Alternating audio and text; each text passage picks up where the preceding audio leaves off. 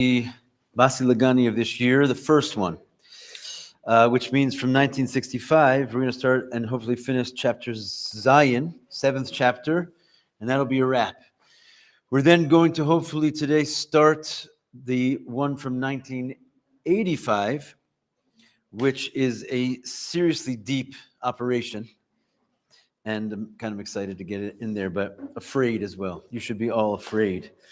All right, so let's do it. Everyone has the old copies here, Zion. So let's wrap it up.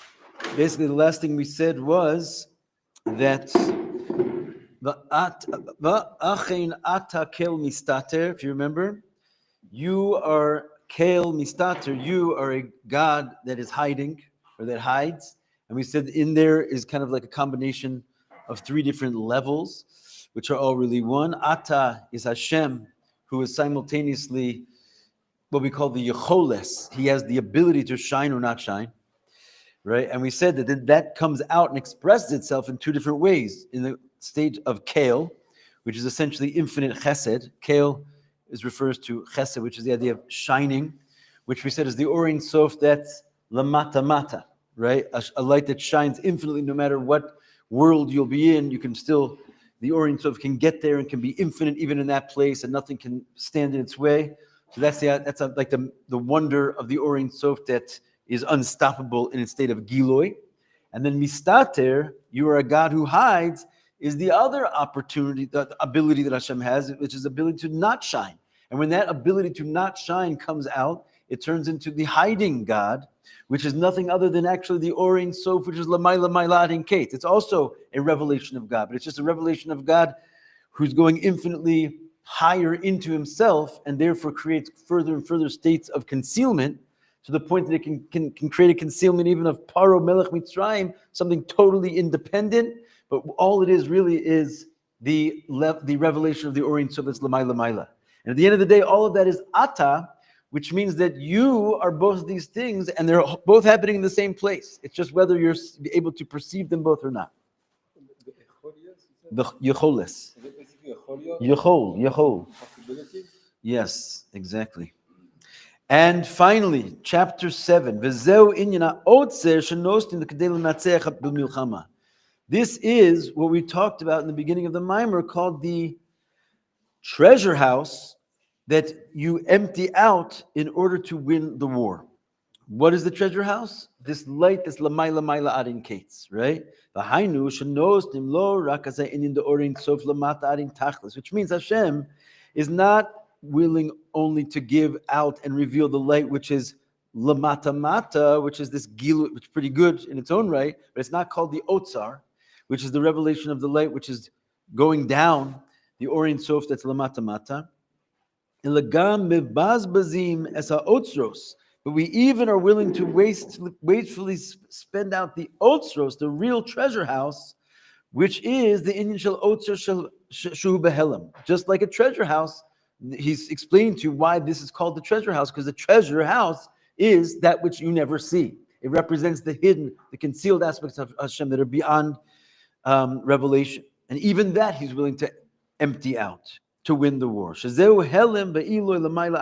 what this is called is the concealment of God infinitely high. And this is how those war wagers, which is us, will win the war.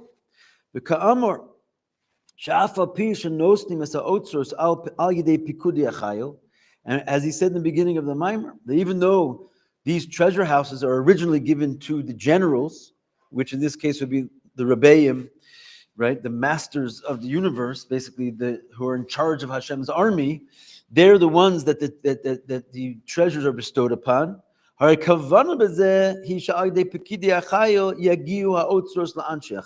The intention of these great weaponry is not that the generals should hold on to them, but that the foot soldiers, right, that they should give them out. They should reach to the people who are actually fighting the battle. So even though the Rebbeim were given this secret, let's say, of the Or Ein Sof Lamai Lamaila, which is essentially revealing the essence of God to us through Hasidus, they're not intended to keep it for themselves. They're intended to put it into our hands. Anshe Atzeva, the men of war, Shnikraim Tzivos Hashem, where in this week's Parsha, we get this name called Tzivos Hashem, which means we're the legions of God, the war wagers. Shem Elu Shemenatzchim es hamilchama b'po. We are those who actually win the war in actuality. The generals, we need them to tell us where to go and who to fight, but they're not the ones who actually win the war. It has to go into the foot soldiers, the regular Jew. And just like, and when we came out of Mitzrayim, we were called the legions of Hashem. As it says, Yetzu kol tzivos Hashem yeretz Mitzrayim, al tzivosam, that the legions of God came out of Mitzrayim in accordance with their legions. Hine ki emeid seis chemeretz Mitzrayim aren niflos. So the pasuk goes, just like the days you came out of Mitzrayim, I will show you wonders in the future. Which means v'bias Mashiach tzidkenu agdei avoda b'meshech zman hagalus b'yitzia lemilchama. And how do we do this? While we're in galus, we go out to war, right? We have to fight the war against our Yetzer Hara, right? And we need the deep, deep tools in order to do this, which is the tools given to us by the Rebbeim in Chassidus.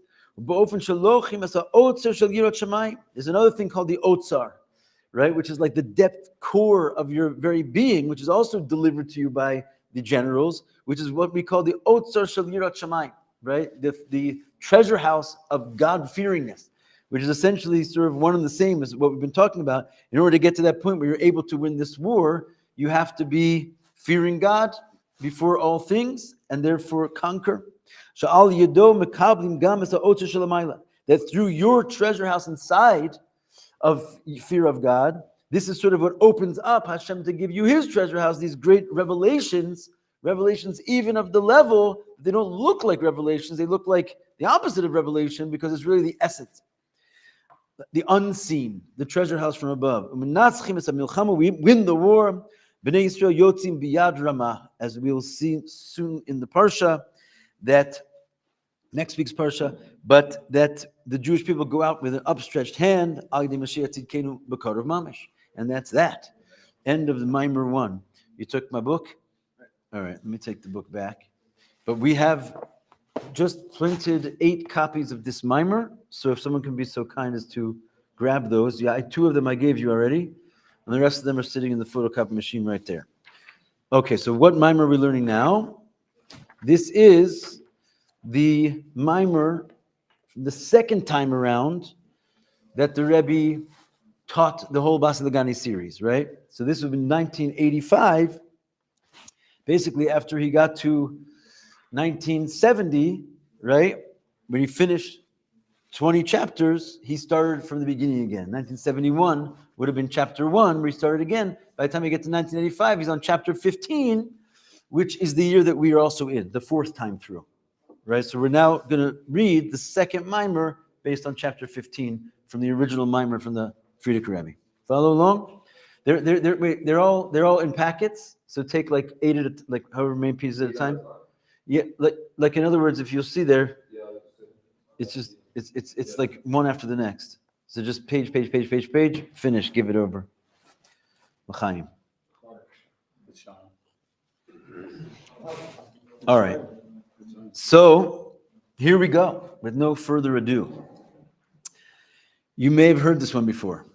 Basi lagani achosikala. They all start the same. Right? I came to my garden, sister, bride, Mevi Bala Hilula. The Frierdiker Rebbe brings in, who's the Bala Hilula, which means the one whose day we're celebrating his Yurtzeit. But my Maro Shahoti L'Ora Yom Hilula Shalo B'Shnas Tafshin Yud, which came out and was delivered on the very day of his passing in 1950.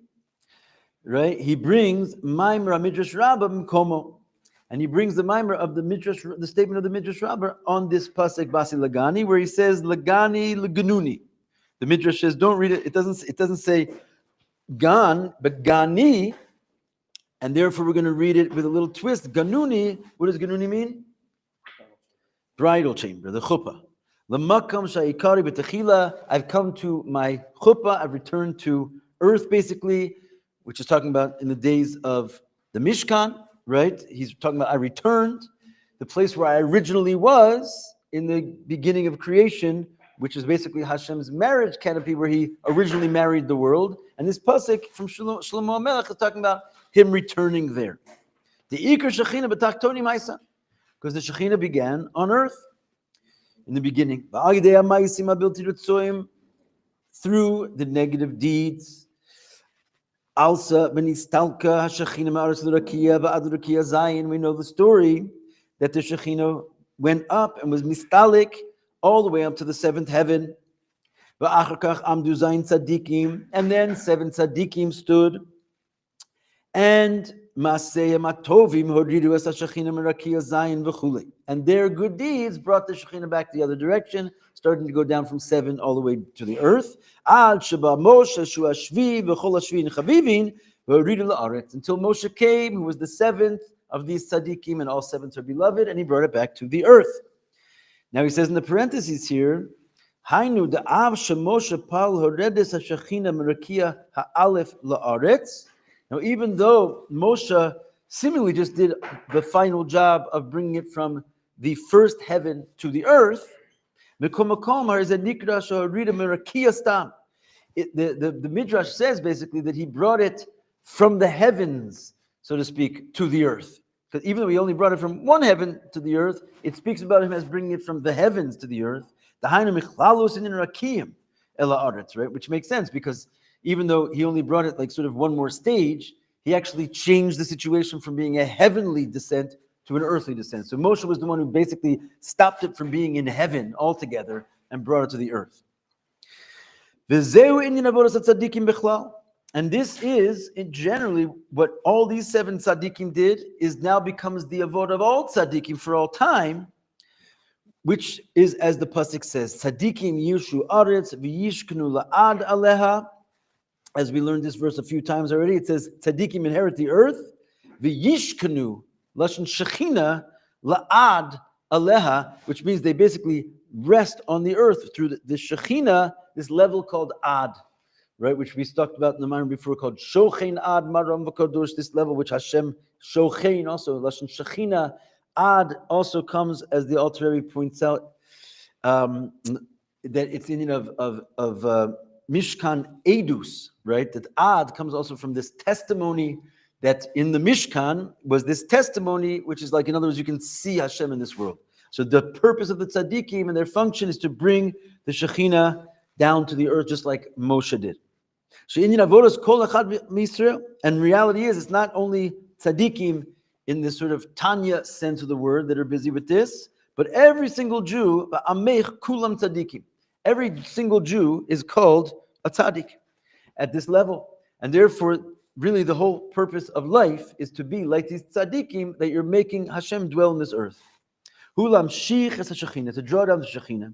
Shenikras b'shem shechina al shem sheshochenes u'mislabeshes b'tachtonim. Why in the first place is God at that level called the shechina?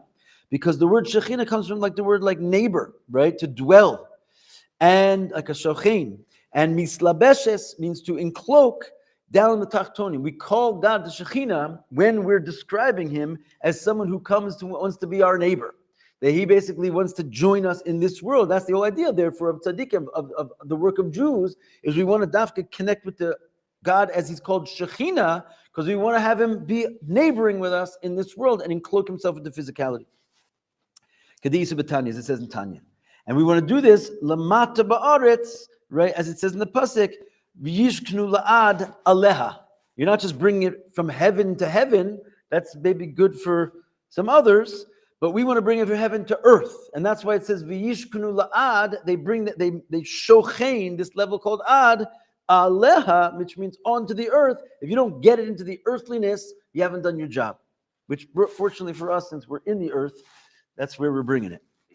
Okay, where do we get the ability to do such a thing? We got this power from Moshe. Right? He was like the first person, basically, since the original days where God was dwelling on earth. It took 15 generations, right? I guess 14, right? From I guess the beginning of time until the Shekhinah went up 7 levels and then had to come back down 7 levels. I'm not exactly sure how many generations it was. It could have been a few more. But it basically, the God never dwelled on earth again until Moshe had him come and dwell here. And so this whole idea of Moshe building a Mishkan, that the whole book of the Torah is basically a description about Moshe building this home for God, is because that's basically a big deal. Before that, Hashem did not have a home in this world, right? And so he built him a home in the Mishkan. What's that? How could he not been here? I understand the Shekhinah that came down and went back up, but how at one point can Hashem not be here? In other words, he's here in a way that he was not neighboring and encloaked into the physical world. So, his what's that? His presence. I mean, there was basically, the way we understand it, if you want to sort of get into that question, it's a good question. What did Moshe actually accomplish, which was not being accomplished before that? Because there was visions of God and there was prophets and there was miracles and so forth. What wasn't there is basically what Moshe accomplished with Matan Torah, which is the notion of spirituality becoming physical and physicality becoming spiritual. So the one way that we sort of understand this in a simple story is, for example, Yaakov put on tefillin, right? It says he whittled the sticks and he put them in front of the sheep. You know the story? And they wound up giving birth. Anyway, it's with this thing called maklos, these sticks. It says that Yaakov put on tefillin. But as the Rebbe famously points out, when he was done with sort of drawing down tefillin energy, because the Avos did all the mitzvahs before the Torah was given, there was a big difference between their mitzvahs. And the difference was that Hashem wasn't really united with the world. When he was done with those sticks, which is how he sort of concocted the concept of tefillin, he could throw the sticks away. Right? So he drew godliness into this place, but it didn't actually go into the physicality and become physical. That's a big difference. So in other words, it was sort of like hanging around here, but when it left, the physical was exactly as it was before, and it didn't actually change the nature and the composition of physicality to become godly. So godliness, so to speak, visited like a ghost, right? And was dwelling amongst the physical world, but it didn't actually lock in. And that the physical thing became a godly thing. So, for example, our tefillin is called davar sheba kedusha, or a chefetz de kedusha. You can't bring them in the bathroom. You can't drop them on the floor. You have to fast. They're holy. The physical thing becomes holy. That did not exist before Moshe Rabbeinu made his Mishkan, right? Or basically, the Mishkan was like the physical manifestation of that in full. So you have the ability to make physical things holy. To make physical things holy. Exactly. And that's what it means. That's what the Shekhinah really is. And that's what he says. He bring it down to earth. To go from heaven to heaven, sort of have a visitation from spirituality is one thing. But to bring the Shekhinah, that it's not just dwelling in the higher world, but it's dwelling inside of our world, this basically was Moshe's Chiddush. This is what Moshe gave to the world. And from that point on, there's a lot more world that we need to make Mishkan out of, right? He made a Mishkan out of a few sticks and skins. But the truth is that once that ability came into the reality, we have to take every single aspect of the physical time and space and make it holy through the performance of mitzvahs. That's why it's taken us quite some time. Including the bathroom, then you can finally go in there with this food. Or you can say, it says by the Frierdiker Rebbe, when they were interrogating him, they put a gun to his head and they said, you know where you are? Trying to get him to speak. And he said, I know where I am. I'm in a place which is not chayiv in a mezuzah. And there's a teaching that he in doing so, he wasn't just insulting them, that they're basically in a foul place that doesn't even need a mezuzah. He was basically bringing the mezuzah into the bathroom. Because by discussing the halacha that this place is not needed mezuzah, he was able to bring mezuzah there. So in other words, you don't actually bring God into the bathroom, but the fact that we can discuss that God is also in the bathroom, because as we explained before, right, that the tzimtzum is lav kipshuto, etc., etc. Yes, that's a certain way of elevating the bathroom itself. Fine. So this is essentially what the Mishkan represents. Oh, gets a little spicy. Not only did Moshe do it, but the power to do that was drawn into the Moshe of every single generation, right? Which the Zohar speaks. He quotes here the famous Tikkunei Zohar, that there is someone called the Moshe of every generation. And this, he's up to the same business. He's just making mishkan out of each generation and bringing the godliness into that new door. Door also means like a row, right? So he's bringing it down to the next level. And not only is there emotion in every generation, there's emotion in every single one of us. Right? And due to this motion that's in every single one of us, each of us can rise to this level where it says in the Gemara, it says in the Torah, but the Gemara speaks about this pasuk, Ma Hashem Elokecha shoel mi'imach, ki im liyiras Hashem. So it says, right, what is Hashem asking you? Merely to fear God. Right? So that's like, in other words, in a certain sense, you can just wrap up the whole of Avodas Hashem. There's a lot of things, there's a lot of mitzvahs, a lot to do, but really, Ma Hashem Elokecha shoel mi'imach, what's he asking you? Liyiras Hashem, to fear him. Then the Gemara says, hello, that's all? Like, that's the hardest thing that there is, to fear God, to reach this level of fearing God. How do we do it? So he says, Hainu. In other words, they say, yeah, for Moshe, it's easy, right? That's nothing for Moshe. For Moshe to fear God, it's like he's got that going.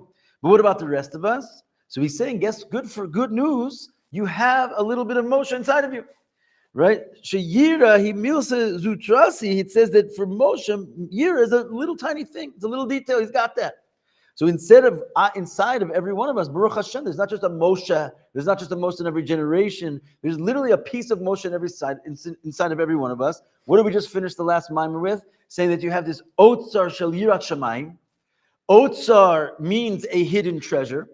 And even though we're talking about the hidden treasure in us, and corresponding to the inner treasure of Hashem, which is like the Orient Sof, that's Lamai Lamaila, the reality is the hidden treasure in you is also a hidden treasure, but you have emotion, Rabbeinu, inside of you, to whom fearing God is a simple thing. It's no biggie, right? And you have to just tap into that, and then you too can make a Shekhinah, right? And this is Lagabi Kol Echad Ve'echad Mi'Yisrael, each one of us has this. V'lechein Avudaso Shel kol echad ve'echad miYisrael hilasos mishkan u'mikdash lo yisbarech. And therefore, each and every one of our jobs is to make this little sanctuary for Hashem. Ad sheyeh v'shachanti b'socham b'soch kol echad ve'echad miYisrael. To the point that, as it says, make me a mishkan and I will dwell in them. It doesn't say in it, because it's coming to tell us this little motion inside of us. You can make a mishkan out of each and every one of ourselves. Ubepratius yoser, and in a little bit deeper detail. Hine avoda zu hi beofen these hapcha chashuch l'nahora. So we explained that what does this look like? This transformation of gashmias to ruchnias. It's called turning darkness into light. In other words, there's a great advantage of making a mishkan, not in the sixth heaven to the fifth heaven or the fourth heaven, but making a mishkan on earth.